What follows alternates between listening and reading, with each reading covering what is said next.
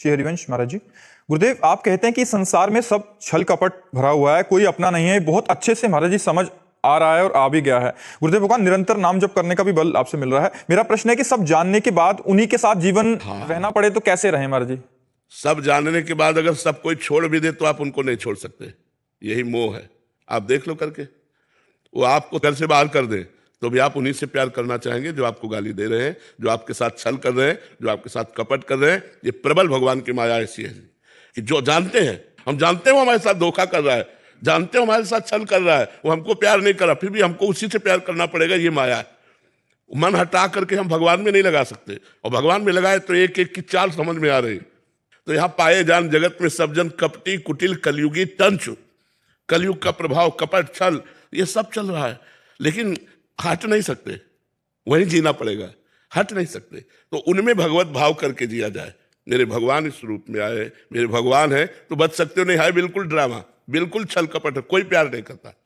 अपनी वासनाओं की पूर्ति तक तो प्यार का नाटक चलेगा, और जिस दिन वासनाओं की पूर्ति नहीं होगी, प्रतिकूलता होगी, तो कोई प्यार करने वाला नहीं मिलेगा। आप सच्ची मान लीजिए। इसलिए भगवान से जुड़िए, राधा राधा नाम जप कीजिए, सब में भगवत भावना कीजिए। तुम्हारे साथ कोई छल करे करने दो, तुम छल मत करना। तुम्हारे साथ कोई कपट करे करने दो, तुम कपट मत करना, तो तुम भगवान के लाडले हो जाओगे। और जिस पर भगवान की कृपा होती है, सब सुख उसके सामने होते हैं। इसलिए भगवान का चिंतन करो, भगवान का आश्रय लो, भगवान से प्यार करो। कभी कभी लगता है कि सहन नहीं हो रही है चीजें, कभी कभी लगता है कि अब सहन नहीं हो रहा। ऐसा इसलिए लगता है आपने भगवान को अपना नहीं माना। नहीं, भगवान को अपना मानने पर हर कुछ सहन करने की सामर्थ्य होती है, सब कुछ सहन करने की। पूरा जीवन हो गया, एक दोस्त नहीं बनाया, हमारा एक भी दोस्त नहीं पूरी सृष्टि में, तो दुश्मन का तो सवाल नहीं उठता। अकेला पूरा जीवन रहा हूं, आज भी अकेला ही हूं। केवल मेरा मित्र गोविंद है, ठाकुर है, वही मेरा दोस्त है, और उसी दोस्त के बल से मैं गरजता रहता हूं, प्रियाजू के बल से मैं गरजता रहता हूं। तो अगर आपको भगवान का संबंध है तो फिर आपको ये नहीं बात आएगी कि कहाँ तक सहन करूं। जो ही प्यारो करे सोई मोहि भावे। मेरे प्यारे को जो अच्छा लगा वैसी मुझे स्थिति दी, और उसी के बल से मैं दहाड़ रहा हूं। मुझे कोई शिकायत नहीं, ना भगवान से ना जगत से, कोई शिकायत नहीं।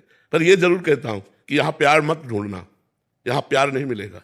या शोषण मिलेगा, पोषण नहीं मिलेगा। पोषण भगवान से मिलता है। अगर प्यार भगवान से करे तो दुनिया प्यार करेगी, और भगवान से प्यार नहीं करे तो हर जगह धोखा मिलेगा। आज वासनाओं का खेल है, प्यार नहीं है। प्यार है तो प्यार का मतलब पहले समझे क्या कहते हैं। प्यार का स्वरूप यह है कि हम आपसे प्यार करते हैं, तो आपके सुख के लिए हम प्राण दे सकते हैं, आपके सुख के लिए हम अपने जीवन का बलिदान कर सकते हैं। प्यार में तो ये होता है कि जिसमें अपना प्यारा खुशी रहे, राजी रहे, सुखी रहे। जैसे आपसे हम प्यार करते हो, आपने उनसे प्यार कर लिया तो हमारा हृदय कहेगा तुम खुशी रहो। अगर तुम उनसे सुखी हो तो तुम सुखी रहो, भगवान तुम्हें सुख दे, मैं तुम्हारे बीच में कभी रोड़ा नहीं बनूंगी। यह है प्यार। प्यार ऐसा कहाँ है? ये तो केवल फिल्मों में दिखाई देता है, प्रगट में तो नहीं है।